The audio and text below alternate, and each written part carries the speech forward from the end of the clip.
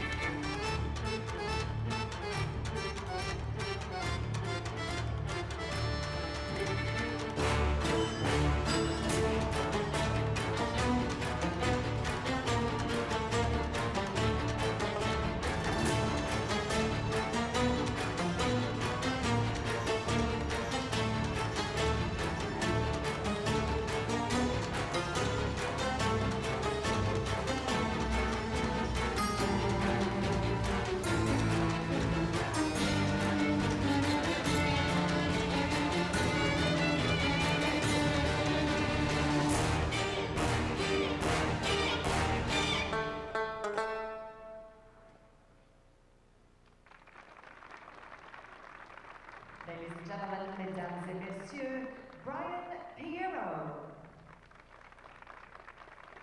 Well, skating to music from a Sherlock Holmes soundtrack, this young man certainly is physically very strong, very aggressive skater, not totally 100% in control of the body yet, but this, when you're growing, you lose control. We know that only too well. I know that only too well.